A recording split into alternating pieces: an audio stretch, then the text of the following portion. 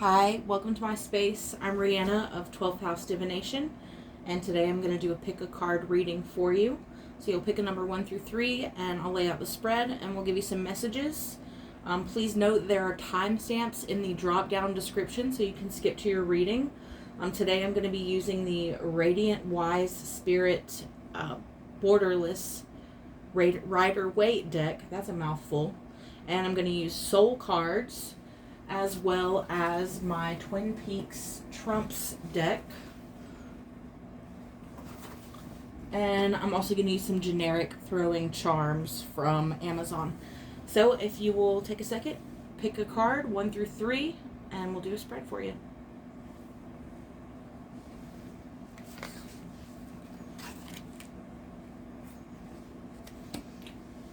Please keep in mind, divination reflects the energy of the moment. Fate changes and we change it, and no psychic reader can get it 100% every time. So we'll go ahead and lay this out for number 1. So here I have my little doe charm, and for me, doe represents gentleness, kindness, innocence, purity, a childlike energy, sweetness, pure love. Okay, I'm going to lay these out, and they represent your energy, the situation, the advice, and then your shadow quality. Your shadow quality is your unseen personality parts that are coming into play. So I have Knight of Pentacles to King of Wands. Give me a second, let me just get this message. Now, this is a favorable message. It shows me that someone is in pursuit of abundance and creating wealth. It could be money, or it could just be in the material world. You could be securing your home, or creating a new job opportunity for yourself, coming into money, receiving money, or just a noble pursuit to better your life on the 3D plane, better the material world, and focus toward manifesting abundance. You've got your sights turned to outward success and making yourself comfortable in the 3D world. There's a lot of energy available to you right now to do that, and it's like you're ready to be the master of your instincts. You're ready to pursue your passion and do it diligently, with patience, understanding that things take a step at a time. You are being asked to drive all that energy, all the excitement about your project and your venture, drive it into something that is sustainable, energy that you can put in every day. I'm kind of getting the feeling of like, don't blow your load. So the King of Wands is high energy and high instinct, high creativity, but he masters his energy. It's not all over the place. He has balance and he has focus to bring his dreams into reality. That's where you're at right now. It's like you've chosen your dream and you're ready to create it. You have plenty of reserved energy to do it, but you are being asked to focus it into something that is sustainable daily. The advice here is get out of your head. You have a lot of negative voices telling you that you can't succeed, you can't achieve. There's a lack of confidence and a lot of overthinking going on. So you're being asked to release these voices, which are mostly echoes of past shame, past embarrassment, past feeling like you failed. It's like bad memories and just carrying around a lower self-esteem because you have so many negative thoughts running through your head that you're not able to keep in check about yourself. And the shadow quality here is, it seems to me like you need to get to know yourself a little bit better. There are definitely parts of yourself that you're not seeing. Obviously, this is a shadow card. That's what this is all about. But this particular card is an image that also tells me that you're looking for yourself.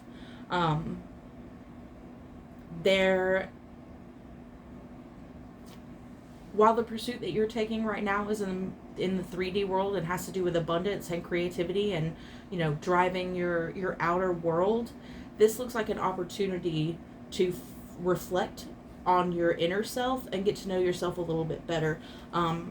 Shadow work is all about realizing the parts of ourselves that we don't see and how they come into play. And this is an urging by Spirit to really be willing to reflect and look within yourself. There may be things that you have avoided that have to do with these past memories and thoughts that are bothering you. There may be grief that's unprocessed. There may be just discomfort that you haven't leaned into and allowed to process through your body that's keeping you from knowing yourself. It's keeping you from reconciling your thoughts and your feelings with reality and having a solid footing. So that's a part you need to work on as this abundance begins to manifest. Those parts that you work on are going to help you drive that energy into a more focused stream so that what you want is going to be easier to attain. I'm going to pull one more charm. Keep in mind we had the doe for innocence. So I also relate that to this new project coming up. And then innocence as in keep your mind new, keep your mind fresh, keep your mind like that of a child, not bogged down with all these memories and all these thoughts and all these mistakes that you're counting. Keep your mind and your perspective new so that when opportunity comes in, you're going to be open to it and you won't be bringing all these hang-ups with you into the situation. All right, I'm going to go on to pile 2.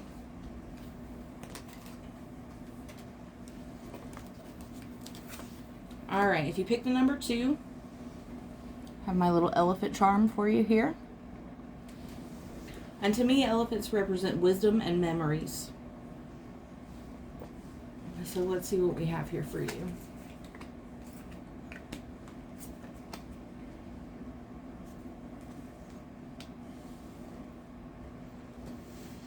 All right. Just a moment. Let me get some of these messages. It's a good time for you. You're actually coming out of a defeat, kind of coming out of a situation that eventually just made you helpless. You had to surrender to the situation. You couldn't really do anything about it. You had to let go. There was mental anguish. There was struggle with it over a long period of time. But it seems like you're now moving on from that and you have found a level of fulfillment. This appears to have happened in your home, maybe in your relationships, maybe with your children, maybe with family. It's a time of celebration. You can feel that. You can feel that you've moved past that. It's a new world that you're walking into, and you do feel that excitement. You're optimistic. You know, you should know that success is on the way now that you've kind of let go of whatever it was that had you grieving. Now that you've processed that and you've let go of your defeat, there's a lot of opportunity for stability, for celebration, for cooperation, and definitely possibly marriage or a loyal, committed relationship or finding the one. You are being asked right now to keep a balanced perspective. Stay focused. Stay on the path.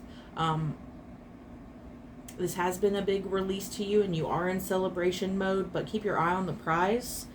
Don't get too caught up. Stay grounded,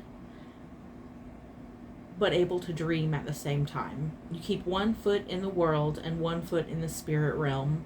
So, work with your energy, but don't neglect things that are in the material world.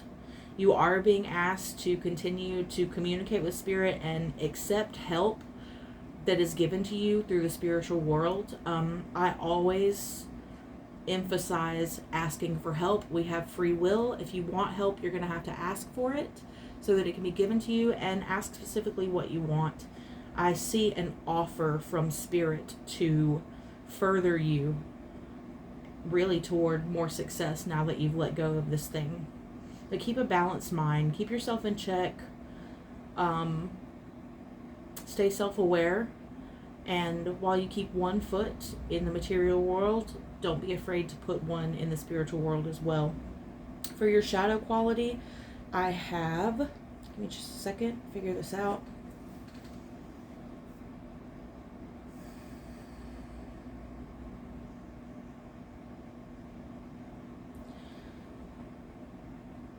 It's like, be careful not to celebrate the losses of others. Be careful not to worry so much about your status and your image. There may be a need for you to dominate other people in a way. It could be out and out. It could be in a manipulative way. There is a part of you that is a game player, mentally or emotionally, with people, and take hesitance with that. Take a look at that. Really look at yourself, because your actions and behaviors need to be in alignment with your beliefs. So it seems like you might be celebrating someone else's defeat, and that being a shadow quality, you need to be aware of that, as you have been defeated too, and you wouldn't want anybody else celebrating that. Let's see, what else have I got for you? You may be feeling like you're of two minds about something, about a project coming up or the next step that you're taking. If you are feeling torn between two things, this is a good time to really be logical about it, like even down to writing a pros and cons list and just looking at the absolute fundamentals. All right, I'm going to move on to pile 3.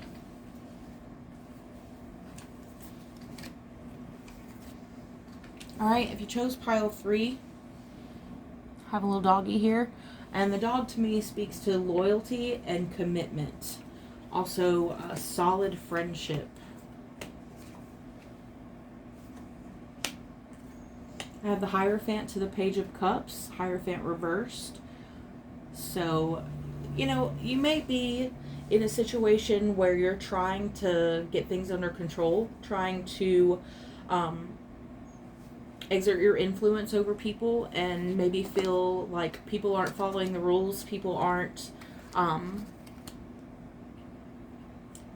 they're not complying the way they should. Maybe people are being immoral around you, but there's a sense that you might need to control people, or a sense that you're out of control of the situation. Be careful being high and mighty. Be careful putting your will above others. There needs to be an understanding of respect to other people's paths. There's a tendency maybe for you to judge, and you need to accept that all people are divine, all paths are divine. And it's like, when you move toward this and accept this, you're going to be coming to a new emotional understanding of yourself. It seems like your standards are so high for others, and it speaks to your standards with you, because you are the one holding yourself accountable for being an immoral person, or being something that you need to control. Maybe you're counting all the things that you're doing wrong. When you get to release this, there will be a new emotional understanding, and it will be like the beginning of really learning and seeing parts of divinity, and really getting in touch with yourself. It's like your energy to be perfect is keeping you out of touch with your authenticity, but you can release that. I'm seeing that it's really going to be helpful for you to be communicating with somebody to release this. You need to be talking about this issue with someone. You need to be sharing your innermost feelings about this. If you feel like you don't have someone else to share with, then I would journal or do something in which to reflect on it. Make art, make a record, so that you can understand how you feel and put it somewhere. If you can't do it with words, you can do it with creativity. The Page of Cups also speaks to creativity and new creative projects. So I feel like when you start dealing with your perfectionism, you can transform it into authenticity, and you can transform it into really looking at yourself. This whole spread speaks to shadow work. It speaks to trying to resist the parts of ourselves that we can't see. It speaks to perfectionism and the need to control the shoulds and musts in our life. It should be this way. We have to, it must do this.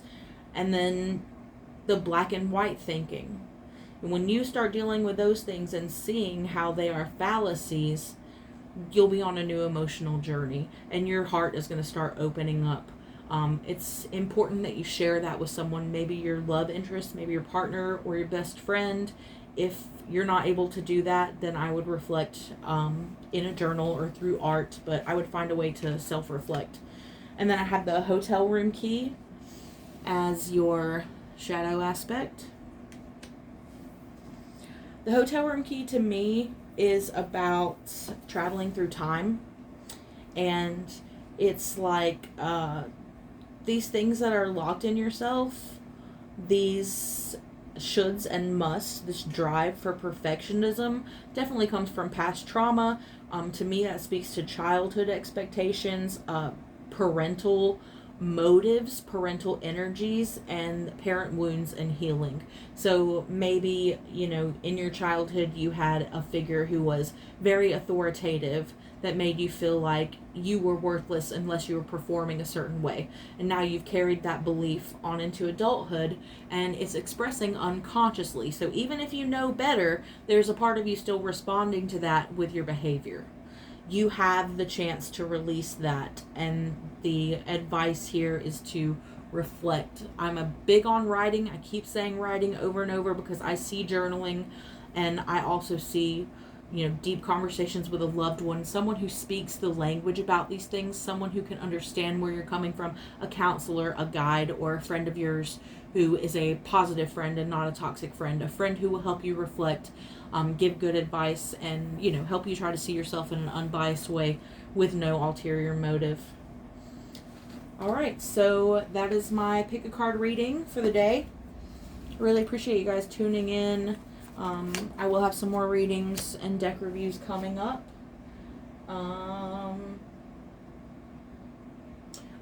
If you want to book with me, I do personal readings, and I'll drop my website in the drop down comments on the video.